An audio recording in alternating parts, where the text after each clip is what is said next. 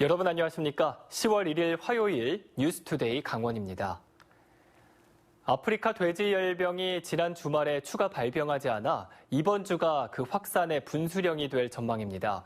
강원도에서는 지역 축제와 행사들을 잇따라 취소하고 확산 저지에 온 힘을 쏟고 있습니다. 백승호 기자가 보도합니다. DMZ 평화의 길이 파주와 철원에 이어 고성에서도 중단됐습니다. 아프리카 돼지 열병이 강원도로 번지는 것을 막기 위한 조치입니다. 지난 4월 처음 문을 연 DMZ 평화의 길이 돼지 열병으로 개장 5개월 만에 모두 닫히게 됐습니다. 이게 잠정적인 거라서 저희도 언제까지일지는 예상이 안 돼서요. 돼지 열병이 좀 종식이 되면 그때 다시 재개할 수 있지 않을까 싶습니다. 앞서 춘천시는 지역 축제인 소양강 문화제를 아예 취소했습니다. 철원군도 태봉제 취소에 이어 DMZ 생태평화공원 관광을 중단했습니다. 양구군은 오는 10일 예정인 금강산 가는 옛길 걷기 대회를 취소했습니다. 10월은 강원도 각 지역마다 축제와 문화예술 행사가 풍성한 달입니다. 하지만 돼지 열병 때문에 잇따라 취소되거나 취소가 검토되면서 지역 상경기에 미치는 영향이 클 것으로 보입니다. 축제와 행사가 코앞으로 다가와 당장 취소가 힘든 곳에서는 최대한 방역에 힘쓰고 있습니다. 돼지 이런 거 시식회 이런 것도 있었거든요. 그런 축종 관련된 부스랑 그거에 관련된 하는 데는 다 안 들어왔어요. 다 빠졌어요. 아프리카 돼지 열병의 잠복기는 나흘에서 최장 19일까지입니다. 이번 주가 확산의 분수령인데 지역에서는 축제와 행사의 취소 등의 희생을 감수하며 확산 저지에 사력을 다하고 있습니다. MBC 뉴스 백소입니다. 장애인들이 구슬땀을 흘려 생산한 제품들이 교육기관인 강원도 교육청마저 외면하면서 법정 구매율을 채우지 못하고 있습니다. 가격이 비싼 것도 그 이유일 텐데요. 하지만 가격보다는 장애인 일자리 창출이라는 공익 목적이 더 중요하다는 지적이 나오고 있습니다. 허주희 기자가 취재했습니다. 장애인들이 일하는 작업장입니다. 복사용지와 화장지를 생산해 공공기관에 납품합니다. 자동화 시설을 갖춘 일반 작업장과는 달리 수작업으로 하다 보니 가격 경쟁력에서 밀리고 있습니다. 온라인이나 대량 판매처보다 20% 정도 더 비싸다 보니 공공기관에서도 점점 구매를 꺼리는 추세입니다. 저희 제품에는 저희 장애인분들의 피와 땀이 섞여 있습니다. 그런 부분을 생각하셔서 가격 하나로만 시중 제품과 저희 생산품, 장애인 생산품을 비교하시지 마시고 2008년 도입된 중증장애인 생산품 우선 구매 특별법에 따라 공공기관은 중증장애인 생산품 인증을 받은 제품을 총 구매 금액의 1% 지출해야 합니다. 하지만 강원도 교육청을 비롯해 전국 12개 교육청이 법정 기준을 지키지 않았습니다. 특히 도내 17개 교육지원청 가운데 태백을 제외한 16개 교육지원청이 중증장애인 생산품 법정 기준에 못 미쳤습니다. 강원도 교육청은 일부 장애인 생산품은 가격이 비싸고 도내에는 장애인 작업장이 27곳밖에 없어 물품 종류가 다양하지 않아 법정 기준을 채우지 못했다고 해명했습니다. 향후에는 아마 다른 시도에 있는 중증장애인 업체까지 고려해서 구매하는 걸로 추진해 보려고 합니다. 최저임금에 따라 인건비가 오르면서 장애인 생산품은 시장 경쟁력을 확보할 수가 없습니다. 이런 가운데 교육기관마저 최소한의 법적 기준조차 지키지 않아 장애인 일자리 창출이라는 공익 목적이 무색해지고 있습니다. MBC 뉴스 허주입니다. 지난 4월에 발생한 산불로 도내 5개 시군이 아주 큰 피해를 입었습니다. 강원도와 지자체들이 피해 목을 제거하고 경관 조림을 시작했지만 풀어야 할 과제들이 아직 많이 남아 있습니다. 보도에 이용철 기자입니다. 지난 4월 산불로 산림 1000여 헥타르가 불에 탄 강릉시 옥계면. 산 중턱에서 중장비가 긴급 벌목 작업을 벌이고 있습니다. 산불이 난 지 반년이 지났지만 산불에 타 죽은 나무들이 아직도 그대로 남아 있습니다. 강원도와 강릉시가 산불 피해 복구 방안을 찾기 위한 주민 설명회를 열었습니다. 강원도는 11월까지 도내 산불 피해지 525헥타르에서 나무를 베어내고 200헥타르에 유실수나 꽃나무 등을 심을 계획입니다. 올해는 이제 긴급 경관조림을 하고 내년부터는 경제수조림 사업을 해서 내년에 921헥타부터 시작해가지고 2022년까지 연차적으로 시행할 계획입니다. 또 산림청과 함께 오는 2022년까지 산불 피해지 2,416헥타르를 복구할 예정입니다. 특히 은행나무나 굴참나무 등 산불에 비교적 잘 견디는 화렵수를 심어 내화수림대를 만들 계획입니다. 남북 방향으로는 폭 100m의 내화수림대, 동서 방향으로는 폭 30m의 내화수림대를 조성할 계획이고요. 거기에 식재할 수종은 은행나무라든가 굴참나무, 또 아카시나무 이런 수종들이 될 겁니다. 하지만 토양이 척박한 상부에 소나무를 심을 계획을 밝히자 주민들은 불에도 잘 견디고 소득에도 기여할 수 있는 다른 나무를 요구했습니다. 나무 심어가지고 뭐합니까? 그 나무는 뭐 어디입니까? 우리가 내륙 지역이 아니잖아요. 다 해안 관광단 지역이란 말입니다. 한편 산림복구를 조기에 마치려면 최소 3년 이상 키운 묘목이 필요한 상황이어서 지자체와 산림청이 막대한 묘목 수급에 고심하고 있습니다. MBC 뉴스 이용철입니다. 체육 동호인들이 기량을 겨루는 생활체육대회에서 선수 선발을 두고 논란이 일고 있습니다. 이 생활체육의 특성상 실력이 최우선 기준이 아닐 수 있다고 해도 일부 종목에서 협회 임원진들이 깜깜이로 선수 선발을 한다는 비판이 나오고 있습니다. 황구선 기자입니다. 전국 아마추어 자전거 대회에서 20번 이상 우승을 거머쥔 A씨. 원주에 사는 A씨는 올해 강원도 생활체육대회에 나가고 싶다고 연초부터 원주시 자전거 연맹에 출전 희망을 밝혔지만 명단에서 빠졌습니다. 이유를 물었더니 불편해서 뽑지 않았다는 소속 연맹 선발위원장의 답변이 돌아왔습니다. 그분은 이제 껄끄럽지 않은 주변 사람들과 함께 그리고 본인이 이제 얼마 남지 않은 시간 때문에 시간에 촉박해서 그랬다. 선수 선발 대회는 물론 동호인들이 납득할 만한 선발 기준도 없었습니다. 선발을 하는 위원장을 맡겨서 그 형태를 맞게끔 짜게끔 운전해 준 거다. 배드민턴 종목에서도 별도의 선수 선발 기준 없이 협회 임원진이 임의적으로 선수단을 꾸리고 있다는 볼멘 소리가 나옵니다. 이렇다 보니 도민체전이나 생활체전은 포기하고 스스로 여비를 대 개인 자격으로 나가는 일반 대회를 준비하는 동호인이 많습니다. 그런데 협회가 있잖아요. 네. 그럼 협회에서 그냥 지명하는 거죠. 너 나갈래? 이렇게 해가지고. 그 엉뚱한 사람이만 나간 경우도 있고 막 이래요. 각 시군을 대표해 출전하는 도민체전과 생활체전 참가자들에게는 활동비가 지원됩니다. 이번 생활체전에서는 선수 1명당 20여만 원씩, 원주시의 경우 대표단 436명에게 모두 1억 원이 투입됐습니다. 생활체육인데 그래서 자체적으로 전체 종목이 그런 건 아니지만 특히 테니스라든지 배드민턴이라든지 탁구라든지 실력을 겨루는 엘리트 체육과 달리 생활체육인들의 화합과 교류를 위해 열리는 생활체전. 꼭 실력이 아니더라도 동호인들이 수긍할 수 있는 선발 기준이 필요하다는 목소리가 높습니다. MBC 뉴스 황구선입니다. 원주시 공무직 노조원 250여 명이 처우 개선을 요구하며 오늘자로 총파업에 들어갑니다. 임금 인상에 대한 노조와 원주시의 입장차가 커 파업이 장기화할 가능성이 있습니다. 권기만 기자가 취재했습니다. 원주시 공무직 노동조합이 파업 투쟁에 돌입했습니다. 올 2월부터 진행해온 원주시와의 임금 협상이 결렬되면서 총파업에 나서기로 한 겁니다. 노조는 인근 강릉과 춘천에 비해 현재 70%에 불과한 임금을 비슷한 수준까지 올려줄 것을 요구하고 있습니다.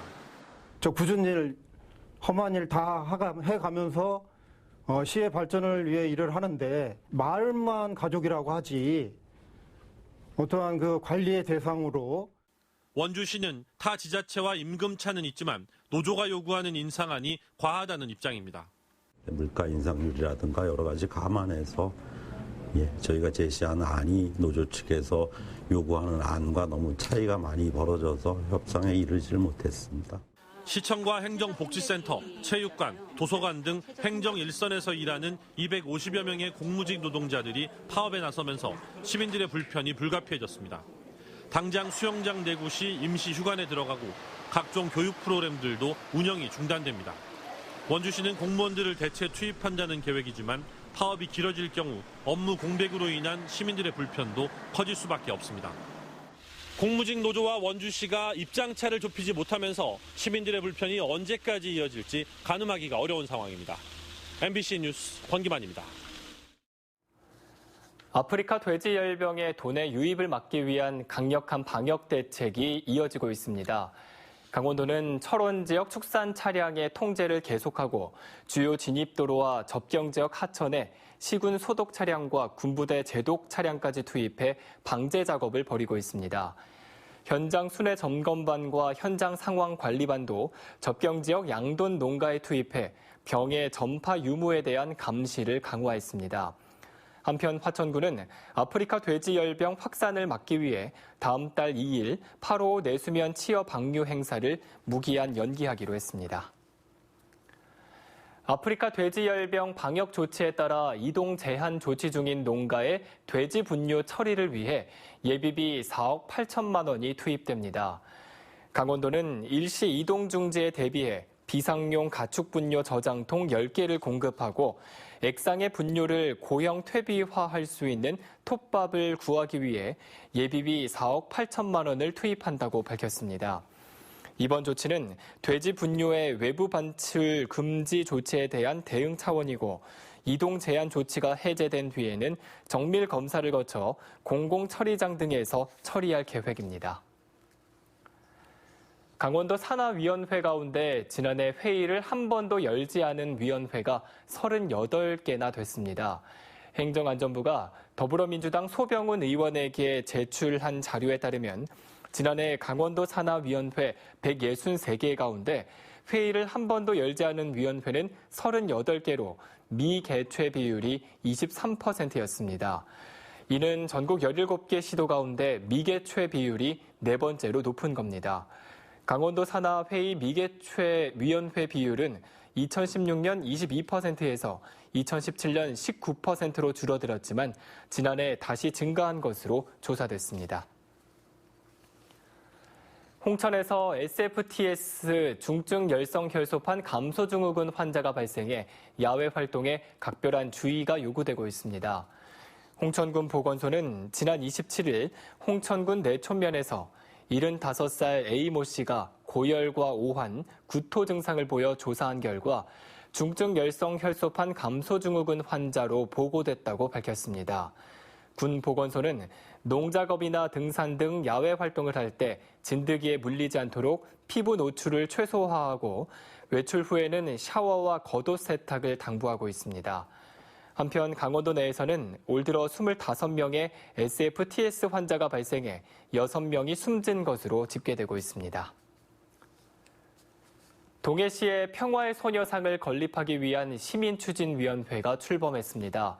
동해 평화의 소녀상 건립 시민추진위원회는 동해문화원에서 창립총회와 출범식을 갖고 사회적인 관심을 높이기 위해 작가 초청 토크 콘서트와 플래시몹 등 홍보 활동을 펴기로 했습니다. 또 소녀상 건립 비용을 마련하기 위해 각종 단체와 개인, 가족 단위로 성금을 모금합니다.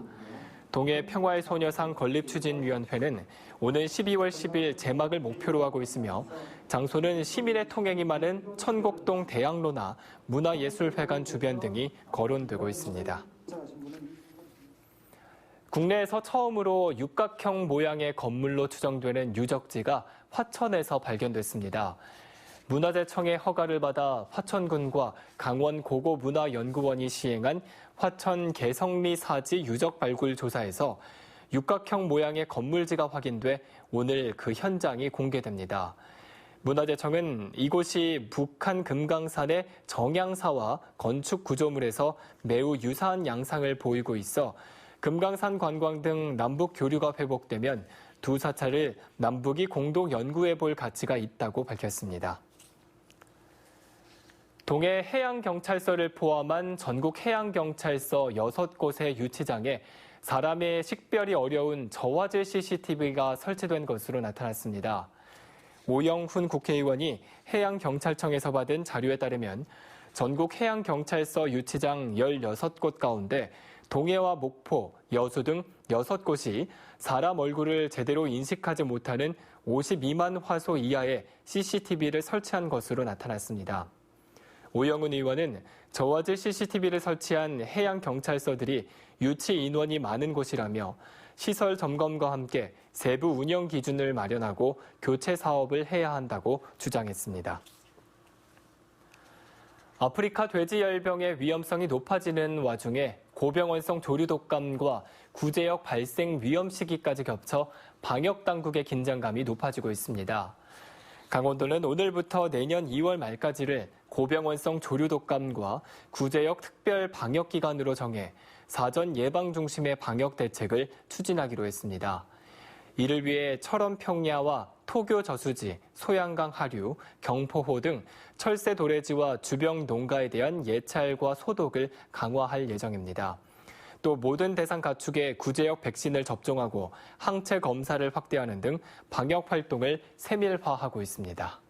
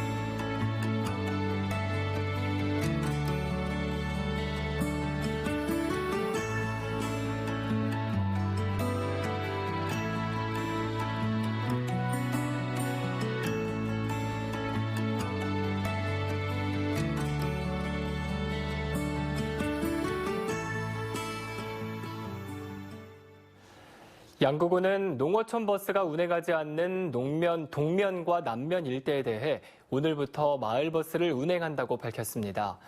마을버스는 출발 지점인 동면사무소와 남면사무소에서 각각 오전 8시 30분, 10시 30분, 오후 2시와 4시에 출발하며 요금은 100원입니다. 마을버스는 양구읍까지는 운행하지 않아 양구읍까지 이동할 주민들은 농어촌 버스로 갈아타야 합니다. 2019 원주 문화제 야행이 10월 3일부터 사흘 동안 원주 감염과 문화의 거리에서 펼쳐집니다. 문화제 야행은 지역의 문화유산과 문화 콘텐츠를 활용해 지역 관광 산업을 활성화하기 위해 문화재청이 기획 공모하는 사업입니다. 가명에서는 달빛 과거시험과 한복 패션쇼, 농악 길놀이가 열리고 문화의 거리 상설 공연장에서는 인기 가수의 축하 공연도 진행되며 모든 행사는 저녁 7시부터 시작됩니다.